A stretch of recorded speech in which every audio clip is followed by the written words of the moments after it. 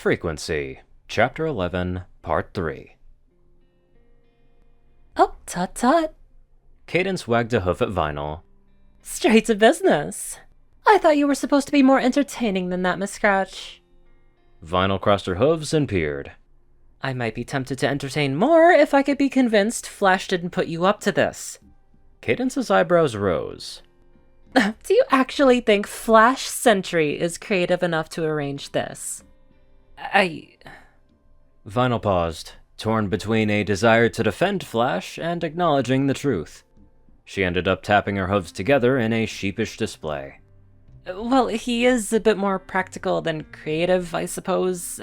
Plus, he respects royalty so much that he'd have to be desperate to ask you for help. Cadence leaned forward, her lips curling up in a wicked smile. Oh, so Flash needs help? No, he doesn't. Vinyl barked a laugh to cover her far too quick response. Not at all. Nope, no problems between us. No help needed. That wry smile didn't dissipate. Cadence rested an elbow to the table and leaned against her hoof. She never lost eye contact with Vinyl, who fidgeted under her gaze. They maintained something of a staring contest for the next several seconds, Cadence amused, and Vinyl struggling to not bolt. At last, Vinyl raised her shaking hooves and let out a long growl. Okay, fine! Just tell me who the fuck put you up to this so I can strangle him! Cadence grinned and leaned back with a laugh. Actually, that would be Luna. Vinyl's jaw dropped and a weak sound drifted out of her throat. She glanced at one raised hoof, then the other, then hurriedly put both down. I take it back? I'm sure she'll be happy to hear that. But I don't get it. Vinyl brushed her mane back and set her glasses atop her horn. How the hey does Luna know anything about my issues, especially regarding Flash? Cadence raised an eyebrow.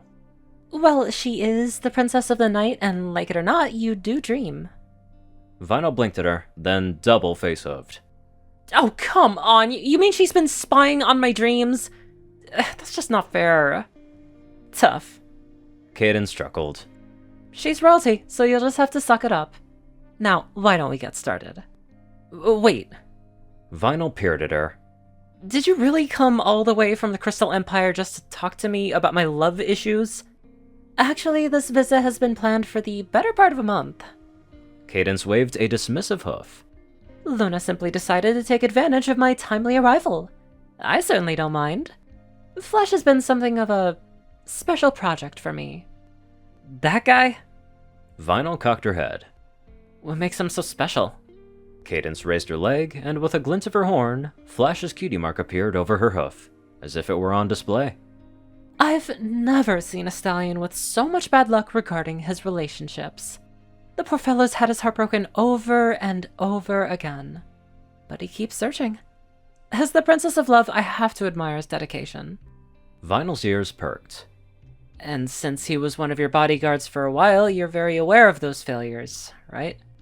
Unlike the Canterlot Royal Guard, Cadence replied. I encourage my guard to treat me normally, if you will. I could sense Flash's problems and encouraged him to open up. And when he did... She shook her head with a small scowl, the cutie mark dissipating in a puff of pink smoke. Wow, what a story it was. That colt has the worst luck when it comes to mares. So what? Are you gonna tell me I have to go kissy-kissy and make him feel better? Please, I'm not that kind of mare. Vinyl set her hooves under her chin and puckered her lips. Cadence smirked. I can see that. Look, Princess... Vinyl spread her hooves wide and shrugged. It's great you're trying to look out for him and all, but you can't just tell me to be all snuggly with Flash. I'm pretty sure that's not what he needs. Oh, you misunderstand my intentions, Miss Scratch. Cadence's smile dropped. Flash knows what he needs. He's finally found it. You are the one who needs help. Oh, me. Vinyl burst out laughing. That's frickin' rich. I'm perfectly happy, and I don't need to hang off of some adorable colt to prove it. Then why did you skip out on talking to Addie 3 nights in a row? Vinyl's laughter was cut short as a ball of ice was lodged in her chest. She tried to melt it with anger. Okay, first of all, that has nothing to do with Flash. Second, how do you even know about that? Cadence raised one hoof. First, it has plenty to do with Flash. And she raised her other hoof. Second, because Addie told us. A growl rose from Vinyl's throat. She crossed her hooves once more and hunched. Damn that girl. Aren't there a few other ponies she can talk to instead of getting worried about me? But she is worried about you. Cadence pressed. In the past, you always let her know when you wouldn't be available at your usual time to talk to her. This sudden change in behavior alarmed her, Vinyl, but Luna suspects there's nothing sudden about it. Seeing your behavior now, I'm tempted to agree. So, what now? Vinyl slapped the table. You want me to lie down and talk about how I hated my mom? Maybe get all psycho-babbly on my dreams? Cadence's face betrayed no emotion. I want you to confess that you're scared. I'm not scared! Vinyl leapt to her hooves and glared. Vinyl Scratch is never afraid. You got me? What do I have to be afraid for? How about failure? Vinyl's eye twitched and the air fled from her lungs. She worked her lips soundlessly, struggling for some kind of counter. You got me all wrong. Do I? Cadence leaned forward, her eyes peering. Do you really believe that? Vinyl fidgeted and hung her head. Why couldn't she stay angry? What was wrong with her? I'm giving you a choice, Vinyl. Cadence sat up straight and ignited her horn. The door to the stairs opened at her command. You can run away right now and keep seeing your father in your dreams. No pony will stop you, and Luna won't call on you for help with Addie anymore. Flash may keep trying, but you and I both know that he'll have to give up eventually. Vinyl stared at the door, her stomach tied in knots. Part of her wanted to take the offer and bolt, but the other... What's option number 2? You sit down and talk to me. Really talk. Cadence said. I see. Vinyl looked to the princess, then to the door. She chewed her lip and fidgeted. Oh, how easy it would be to go and forget everything. Yet her father's disappointment continued to stare down at her, driving her heart into her hooves. She glanced at Cadence out of the corner of her eye. Can you promise me that things will go well? Solemnly, Cadence shook her head. Another twist of the guts. Vinyl took her breaths in slow gasps, her mind running through all of the events of the past 2 years. Addie's sobs, countless hours of radio chatter, Flash being the lovably dumb stallion he always was. Luna's words clung to her heart like cold talons, though, and she kept seeing the same dream. The one with a radio that was always silent, and her father looking so upset. Finally, though it required all the force she could apply to her legs, she managed to turn and sit at the table. She sagged over it, listening intently to the slow, unsteady rhythm of her heart. Let's get this over with. Cadence's smile came back in its full splendor. You've made a wise choice, Vinyl. I know it was a hard one. No, you don't.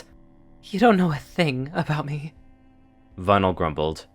I knew enough to convince you to sit with me. And why is it you, anyway?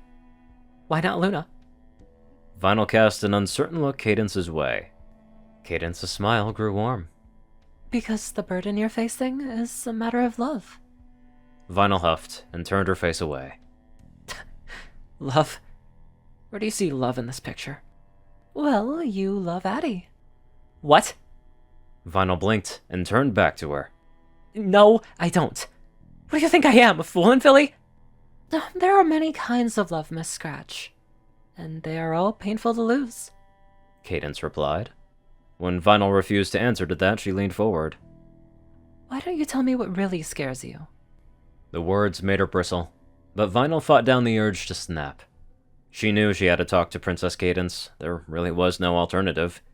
This demon had to be brought low, somehow. She brushed her mane back and gritted her teeth, all but clawing the words from their hiding place in her throat. I'm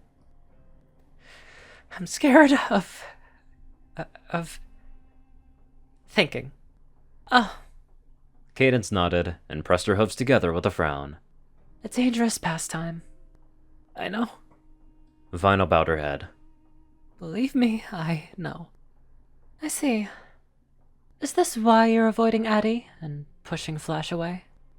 Once again, Vinyl had to bite her tongue to keep from lashing out. She gave herself a few seconds to steady her breathing and calm her mind before speaking again. It's a big part of it. I feel like when people have this kind of destructive behavior, they're just curious as to what could happen. They just want to risk it all for some small petty thing. But I could be wrong. Anywho, let's get on to our non-destructive donators. Top donators: Jessie Smith, Star630, BadassWaffle, Onlyonething, Ceru, Orion, and Caladis. Magic, Jock, Luciisu, Rayden, RuneScythe, Will, Twinkie, Luigi, Chancellor, Crust, Big Smoke, Murder Princess, Little Mighty, Solar Symphony, and many more awesome people. Thank you all so much for watching this video and live life to the fullest.